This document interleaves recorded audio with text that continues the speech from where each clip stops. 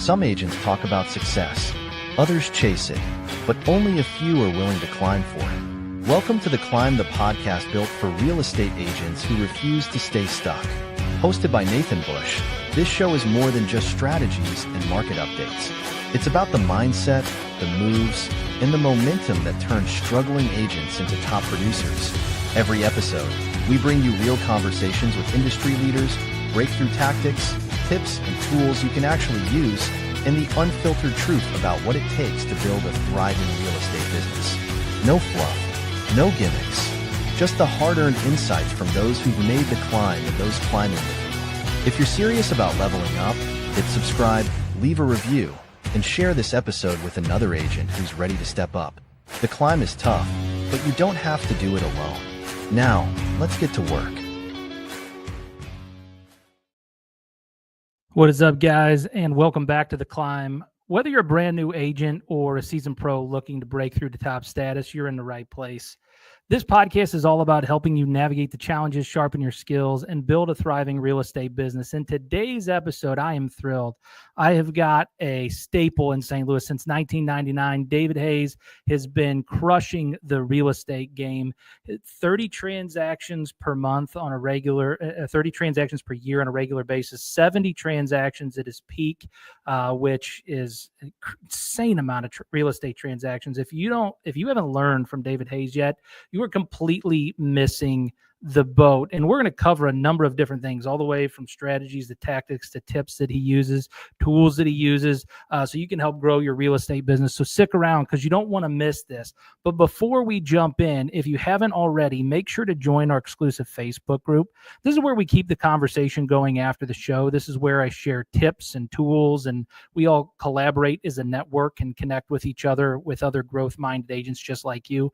And if you find today's episode helpful, please make sure you share it with a fellow agent. The simplest way for us to get to know each other, though, is by filling out a quick connect card. This is super simple. Visit theclimbnetwork.com and fill out a connect card there.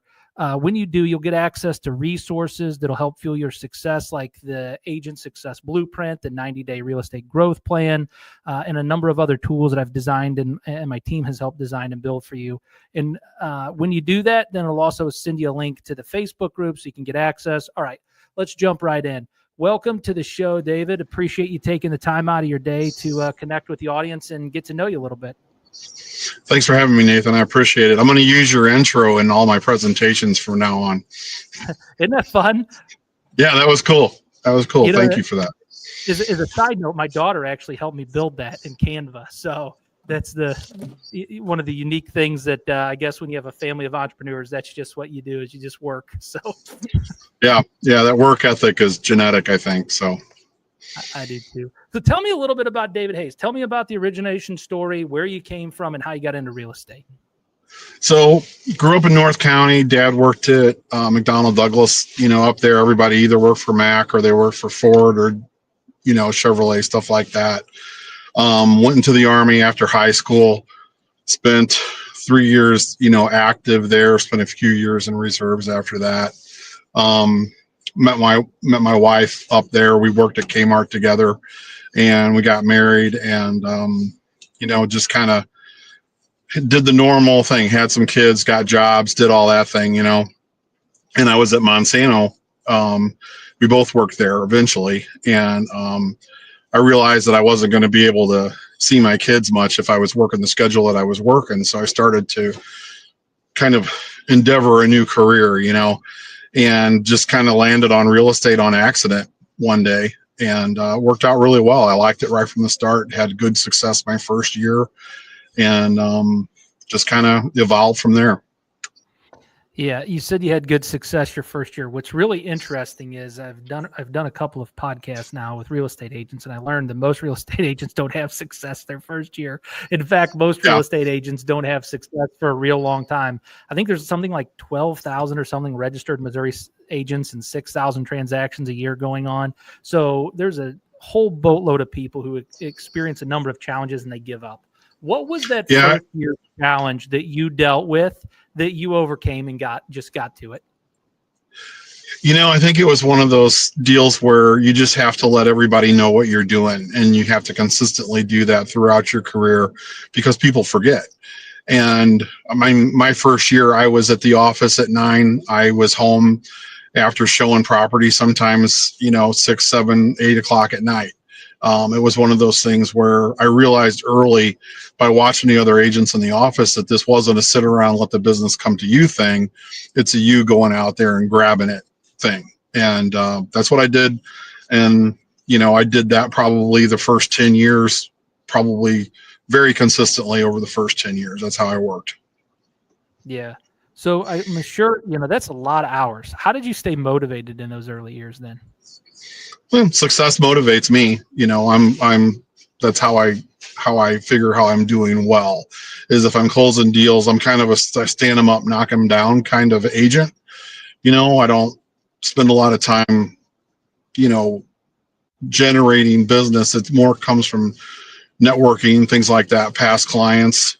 Now that's how it works now. But back then it was just, answering the phone. Carrollton subdivision, I walked that probably 10 times during the airport buyout and did door hangers and things like that. It was just getting out and working. Yeah. Yeah, for sure. I mean, most people, work ethic, that's something that is missing in society today. Work ethic and purpose, really, right? Like those are the two things that if you can find a purpose in life that you can hang your hat on and really be excited about and champion, and it's a cause that you believe in. And if you can have the purpose and then a little bit of work ethic behind that purpose, you can do a lot of things that most people wouldn't even dream of. What's one of those things in your career, David, that you did that you were like, I cannot believe I did this in my real estate career? Early on, I got a referral from my broker that nobody else really wanted. It was kind of like I was the last guy on the list type of referral. And it turned out to be a client that was an investor. And him and his brother ended up buying just an amazing amount of property through me because I did a good job for him on this little bitty minor house in St. John, Missouri. And we ended up over the next maybe 3 years buying 3 apartment complexes, several flip properties. I mean, they were like a main client to me for years, and we got to be good friends, and we still do work together after all this time. But that was something, 3 years in, I'm writing on apartment complexes, and that was pretty motivating to have that happen. Pretty interesting stuff. Yeah, the ability to write on apartment communities, that's a game changer, right? When you're not just selling one door at a time, you're selling multiple doors. That is a amazing way to speed up your revenue generation in real estate and just get you in the game with the investors. It sounds like you had made at least an understanding that investors are an opportunity. When did you realize that investors were an opportunity for you to be able to sell real estate to? And how did you pursue that in your real estate career? So that client is the one that opened me up to the investment world. I was very uneducated real estate wise when I started. Didn't understand that there were people doing flips. I mean, I knew there were people doing, buy and holds, but I didn't really get it. And by working with those guys, I realized that this is an untapped market. For most agents don't even realize it's there, or they don't want to mess with it or whatever. I'm not really sure what the anti-motivation is there, but for me, it was like, so this is like a whole nother day job because these guys are working during the day. It's really pretty simple. It's all about money. It's all about the numbers. It isn't about the color of the walls. It isn't about what the countertop's made out of. It's all about money. So if you can focus yourself into that as a realtor, and these guys all know each other, and they will refer you to their group, and you just have like built-in clients because they're like, well, this guy, Joe, said you're really good at this. Can you help me? And I'm like, yeah, absolutely. And then we work through what they need, what their goals are, and helping them build wealth is a great thing. Yeah. And so one of the things that I have heard real estate agents get frustrated about when working with investors is them not wanting to sign exclusive agreements and stuff like that. They don't want to be a part of If they get tied up with you, then they can't buy a deal from somebody else. When you're having that initial conversation with an investor, what are you doing to work through that challenge? So the agreements are not really, I mean, I guess this could be argued, they're not really exclusive.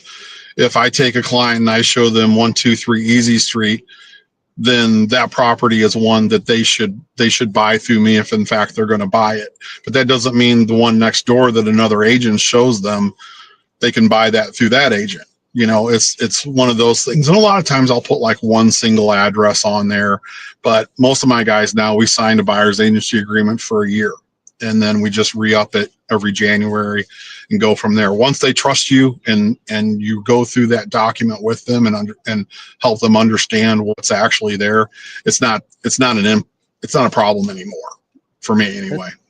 Yeah, that's great. I mean, it's a mental hurdle that a lot of agents have. Wouldn't you agree? You start seeing new agents and they get things in their head that's not necessarily accurate, but it keeps them and trips them up from really having great success. It sounds like you have had the ability to kind of just work through those types of things in your head. Most people who are successful have got a strong mindset, and they persevere, they push through and find the opportunity where the challenge is for most other people. And I can see that you do that as well.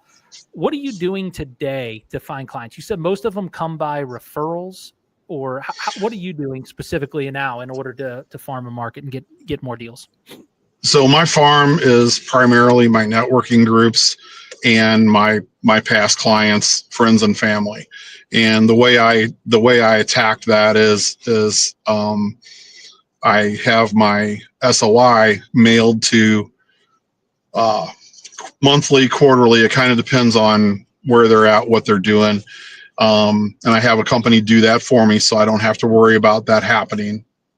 And it works off of my CRM, and it works really well to remind them, because like I said before, people forget what you do. It's just one of those things. If you're not right in front of them all the time, it's an easy thing to forget. And then my networking groups, I'm in 2-3 separate networking groups that are more vendors than they are buyers and sellers, but they're people that are out in front of people all the time.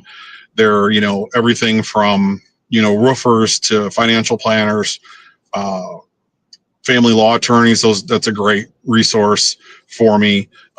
My guy that does window blinds is one of my best referral partners, and those guys, I have sold houses for a lot of those people, sold them to them, sold them for them, and then for their families and stuff. And it just becomes one of these deals where, they're at a property talking to a client about a roof that needs to be repaired because they're trying to sell it. And then they're like, well, here, talk to Dave. He'll take care of you. And you get these pre-sold clients. You don't even have to do a presentation half the time because they just want you to come and get the deal done.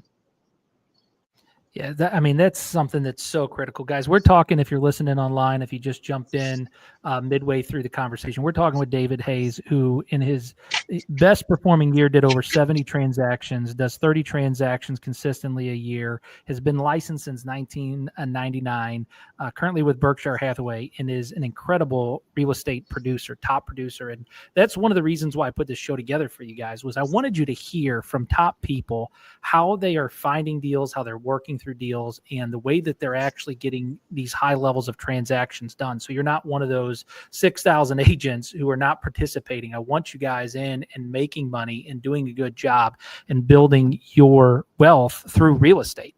So back to you, David, I wanted to ask, is there any specific frameworks or sales techniques or tools, just one thing that you could share with the audience that you do on a regular basis that you're like, man, this is a moneymaker. This does well for me. Something you learned maybe in the past?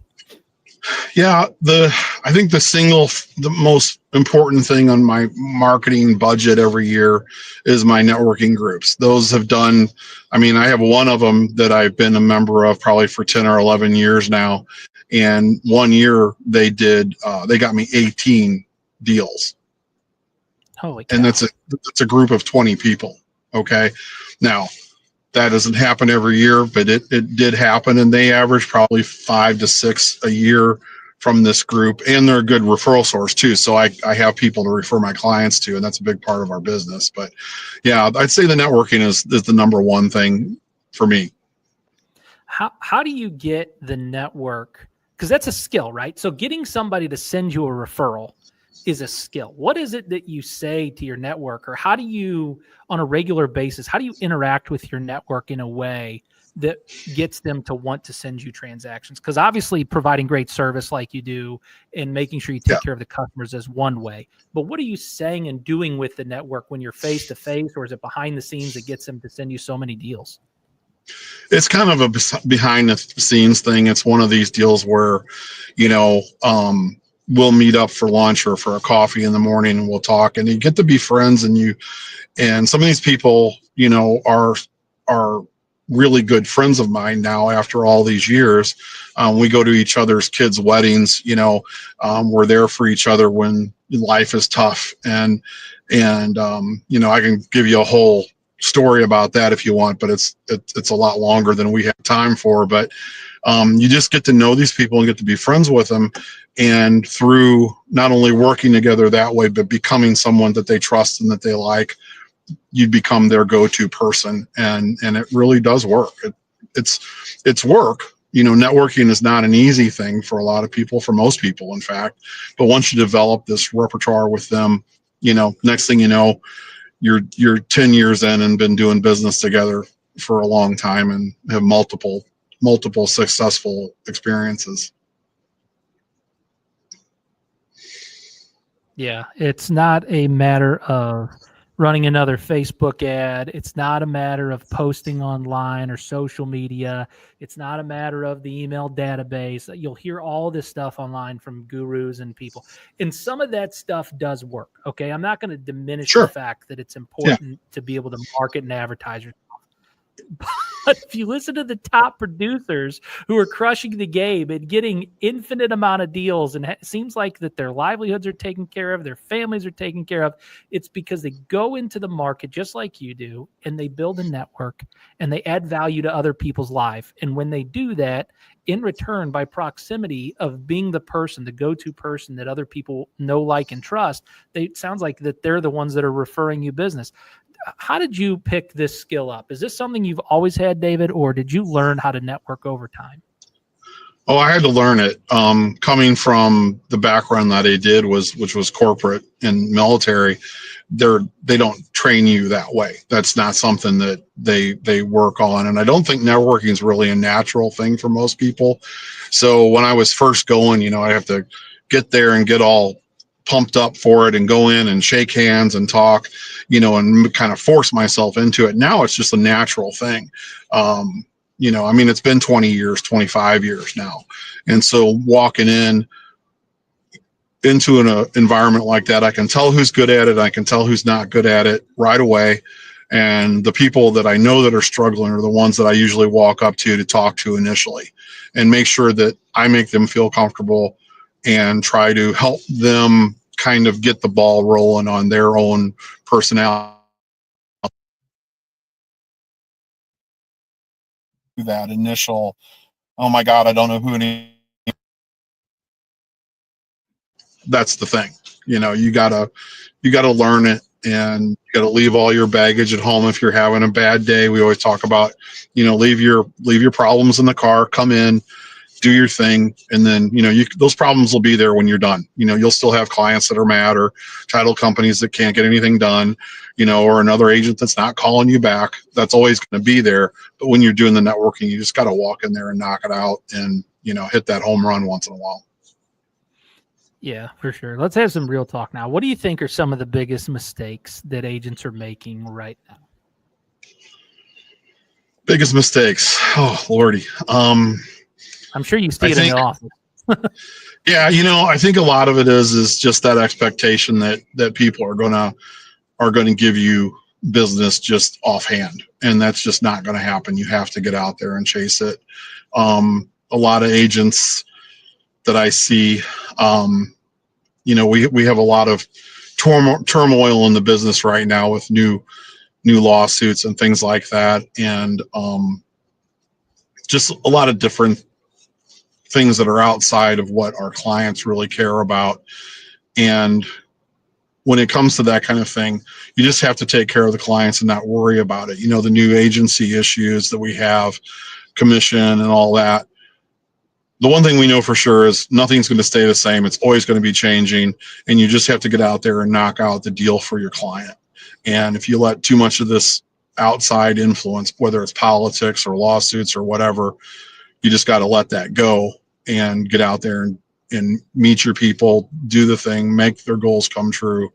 And that's kind of how I do it. I don't worry about all that other crap. I just try to stay up on the documents. A lot of people have a hard time with that. But I think a lot of it is you just got to get up in the morning and get after it. Yeah. So what does your morning routine look like then, since you brought it up? How does David start his day?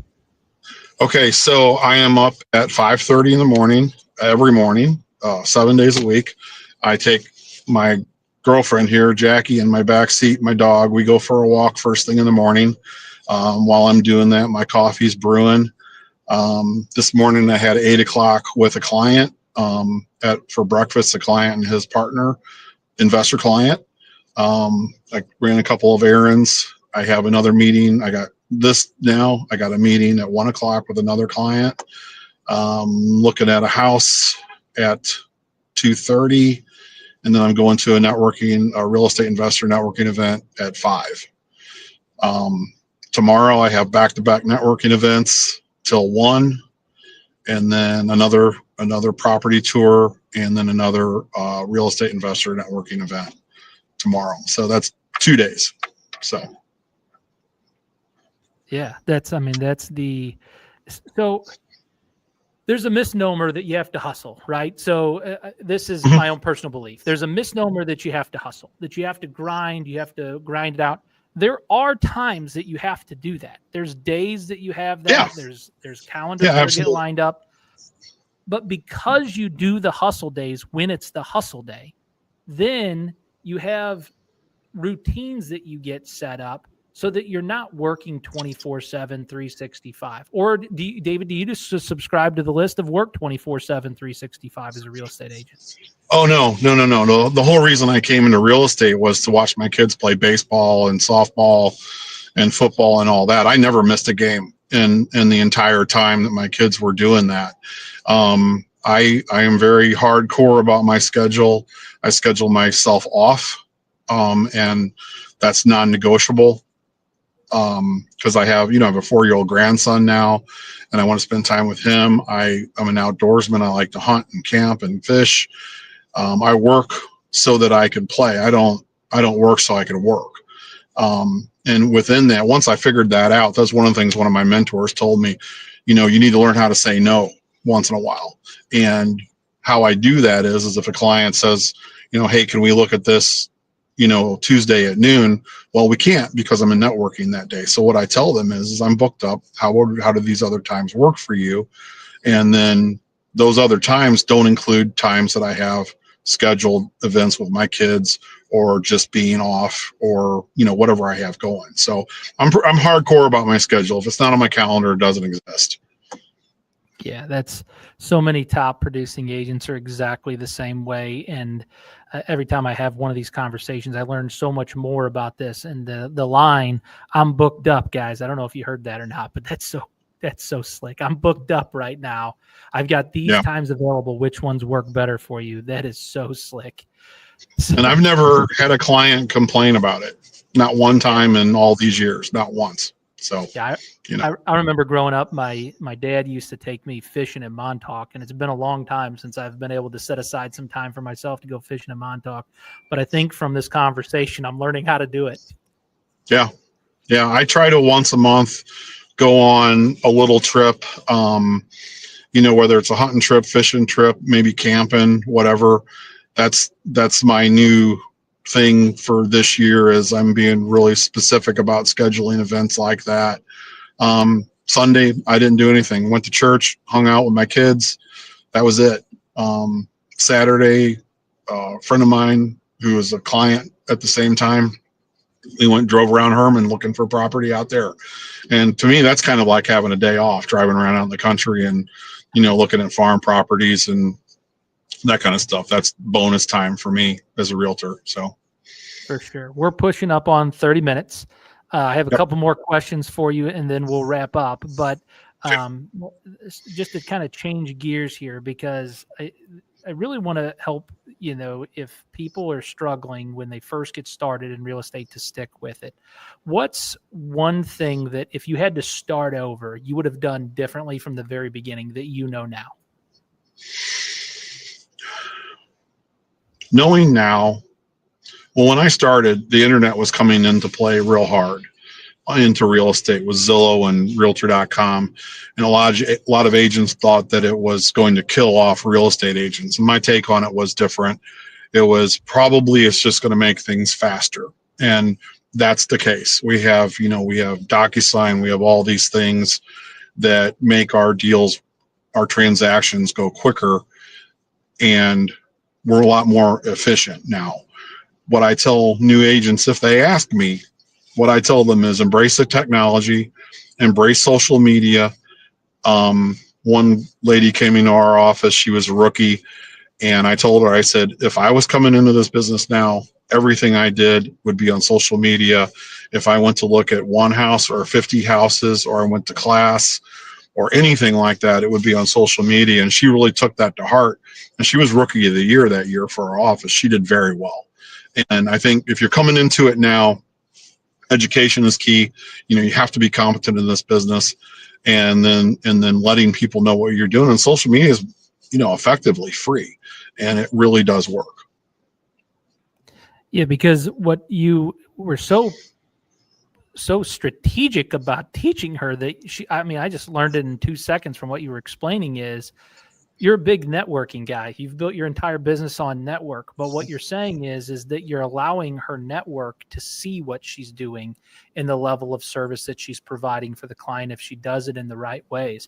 That's so brilliant and so strategic. Guys, I hope you're taking notes on this episode.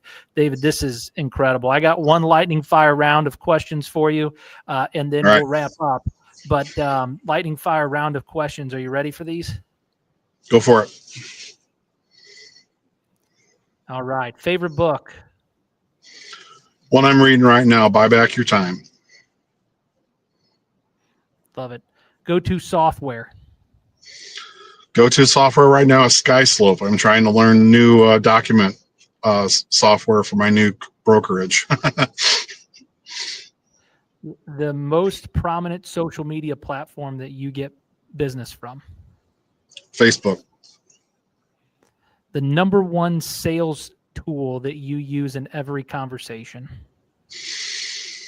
That's tough. Every conversation.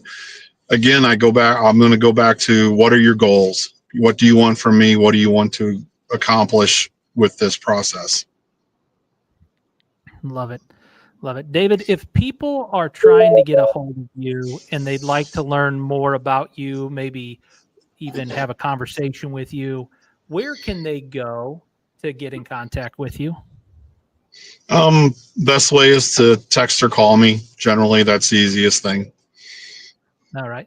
And I can always link in your social medias in the show notes whenever we publish the outskirts of all of this conversation. So that'll be great.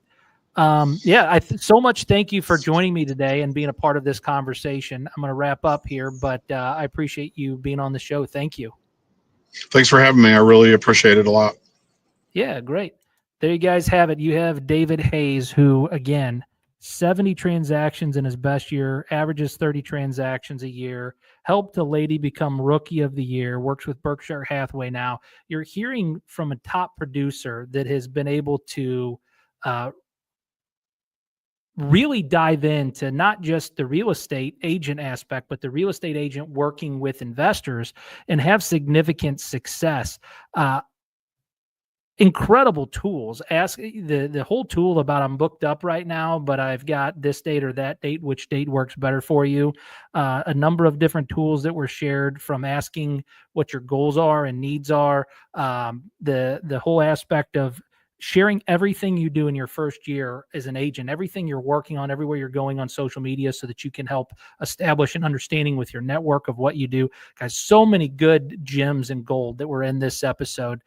I do want you guys to be able to download the free resources from The Climb. So go to theclimbnetwork.com, get the free resources. They'll also get you access to the Facebook group, and that'll get you in with, get you onto the list, so that as we have different tools and resources, we can share those and share the shows with you.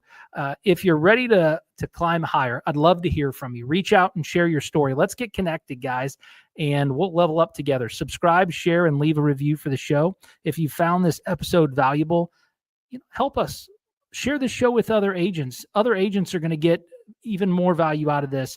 And if you have a lot of agents coming to you asking you about your success and you don't have time to share it with them, just share this show.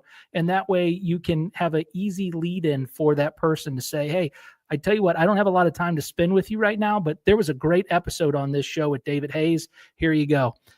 Coming up on The Climb, again, I have got a whole litany of great top producing real estate agents, but it could be you. So I wanted to make sure I took a second and asked you guys, who do you know that's the top producing real estate agent in your market around you?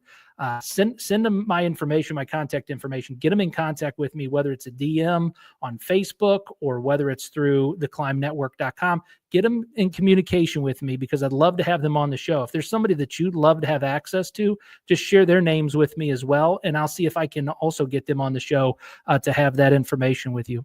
All right, guys, this is it. This is the Climb Network. If you have a desire to be a top producing real estate agent, there's no better place to be than on The Climb.